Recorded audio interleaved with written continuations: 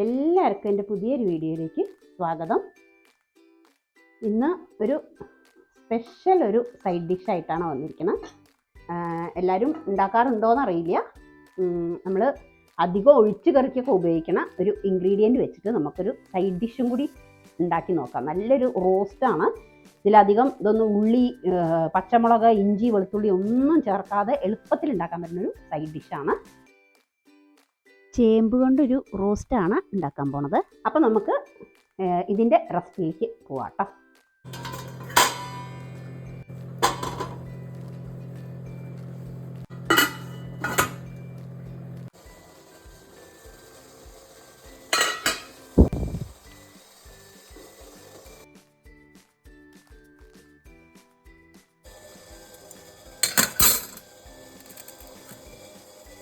അപ്പോൾ ചേമ്പ് ആവി കയറ്റിയിട്ട് വേവിച്ചെടുത്തിട്ടുണ്ട്.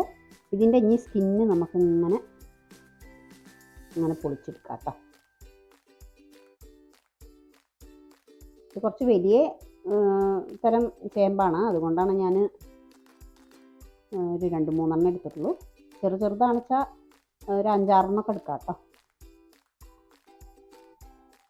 അങ്ങനെ സ്കിന്നെല്ലാം വെള്ളത്തിലിട്ടിട്ട് വേവിക്കരുത്, അങ്ങനെ ആവി കയറ്റി വേവിച്ചാൽ മതി. വെള്ളത്തിലിട്ടാൽ എനിക്ക് വെള്ളത്തിൻ്റെ അംശം കയറി കഴിഞ്ഞാൽ അതിൻ്റെ എക്സാക്റ്റ് ആയിട്ടുള്ള ടേസ്റ്റ് പോവും. തോലൊക്കെ കളഞ്ഞിട്ട് വൃത്തിയാക്കി എടുത്തിട്ടുണ്ട്. ഇതിനി നമുക്ക് റൗണ്ടായിട്ട് കട്ട് ചെയ്യാം.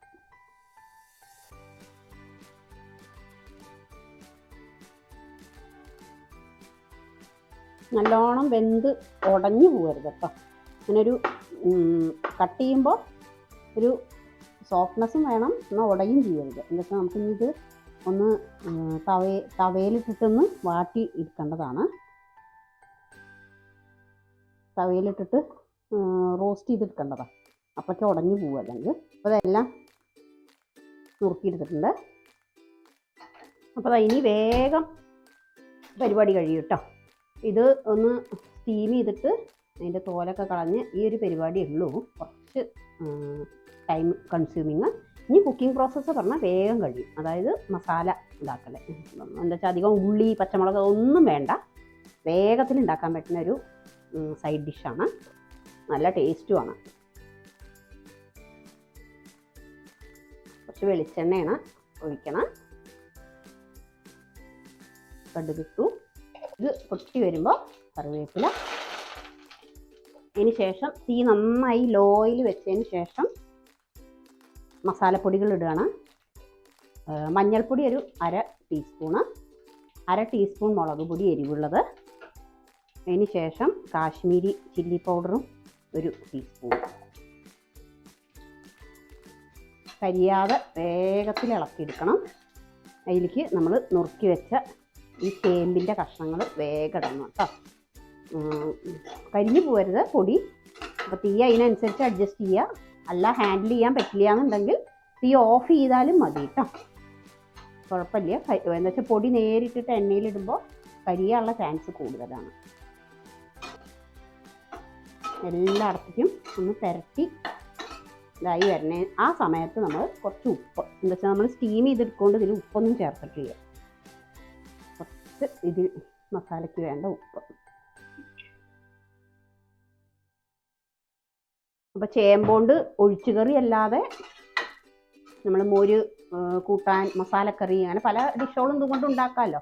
ചിക്കൻ കറി പോലെയൊക്കെ വെക്കാറുണ്ട്. അപ്പോൾ അതല്ലാതെ അങ്ങനെ ഡ്രൈ ഡിഷും ഒന്ന് പരീക്ഷിച്ച് നോക്കി നോക്കും. നല്ല ടേസ്റ്റാണ് കേട്ടോ. ഇനി തീ കമ്മിയായിട്ട് ഇതൊന്ന് ഉലർന്ന് കിടക്കട്ടെ. ലാസ്റ്റ് ഒരു ഇൻഗ്രീഡിയൻറ്റ് കൂടി ഇടാനുള്ളതാണ്. അത് ഇടുമ്പോഴാണ് ഈ ഒരു ഡിഷിനൊരു ക്രിസ്പിനെസ്സും ഒരു പിടുത്തമൊക്കെ കിട്ടുന്നത്. അപ്പോൾ ഇത് തീ ലോ ആയിട്ടൊരു 2 സെക്കൻഡ് ഒന്നിങ്ങനെ എല്ലാ ഭാഗവും മസാല ആവണ രീതിയിലൊന്ന് പരത്തിയിടുക കേട്ടോ. പക്ഷേ 2 ഭാഗത്തും മസാലയും ഉപ്പും എല്ലാം ഒന്ന് പിടിക്കണമല്ലോ. എല്ലാവരും ഒന്ന് ഉണ്ടാക്കി നോക്കി വെക്കൂ കേട്ടോ. എളുപ്പത്തിൽ പറഞ്ഞ നേരം കൊണ്ട് ഉണ്ടാക്കാൻ പറ്റുന്നൊരു ഡിഷാണ്. വെള്ളത്തിൽ നേരിട്ടിട്ടിട്ട് വേവിക്കരുതെന്ന് മാത്രം, ഒന്ന് സ്റ്റീം ആക്കിയാൽ മതി. അപ്പോൾ ഈ ഒരു റൗണ്ടായിട്ട് കട്ട് ചെയ്യുമ്പോൾ അല്ലെങ്കിൽ വെള്ളത്തിലിട്ടാൽ നല്ലോണം പീന്നാവും. ഇങ്ങനൊരു ഇതായിട്ട് കിട്ടില്ല. ഇതിപ്പോൾ വേവും ചെയ്തൊന്നു, എന്നാൽ കുറച്ച് ഹാർഡുമാണ്. അപ്പോൾ ഉടഞ്ഞ് കിട്ടില്ല. അപ്പോൾ ഇതാ ആയിട്ടുണ്ട്. മസാലയൊക്കെ നന്നായി മൂത്ത് നല്ല മണം വന്നിട്ടുണ്ട്. ഈ സമയത്ത് നമുക്ക് ഒരു ഇൻഗ്രീഡിയൻറ്റ് ഇടാണ്ട് പറഞ്ഞില്ലേ, ഒരു 1/2 ടീസ്പൂണ് ഈ മസാലയ്ക്കും ഈ ഒരു നമ്മുടെ ചേമ്പിന് ഒരു ക്രിസ്പിനെസ് കിട്ടാൻ വേണ്ടിയിട്ട് കുറച്ച് അരിപ്പൊടി, നൈസ് പൊടിയാണ്, ഒരു 1/2 ടീസ്പൂൺ ഇട്ടാൽ മതി.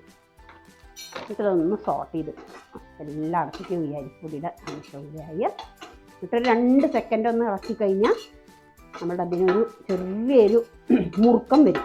ഈ അരിപ്പൊടിയുടെ എല്ലാ ഭാഗത്തേക്കും ഈ അരിപ്പൊടിയായ ഒരു ക്രിസ്പിനെസ് വരും. അതിന് വേണ്ടിയിട്ടാണ് ഒരു വലിയ സ്പൂണിൽ 1/2 ടീസ്പൂണാണ് ഇട്ടിരിക്കണം, ചെറിയ സ്പൂണല്ല കേട്ടോ.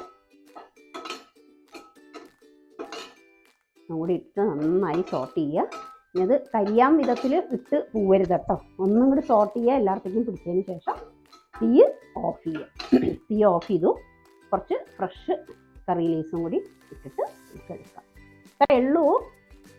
നല്ല എളുപ്പത്തിൽ ഉണ്ടാക്കാൻ പറ്റുന്നൊരു ഡിഷാണ്. വെജിറ്റേറിയൻസിനും ഒക്കെ കഴിക്കാൻ പറ്റിയ നല്ല ടേസ്റ്റ് ആയിട്ടുള്ളൊരു സൈഡ് ഡിഷാണ്. എല്ലാവരും ഒന്ന് ട്രൈ ചെയ്തിട്ട് പറയൂ കമൻറ്റിൽ എങ്ങനെ ഉണ്ട് എന്നുള്ളത് കേട്ടോ. അപ്പോൾ അടുത്തൊരു സിമ്പിൾ ഡിഷായിട്ട് അടുത്തൊരു വീഡിയോയിൽ വരാം. Okay, thank you.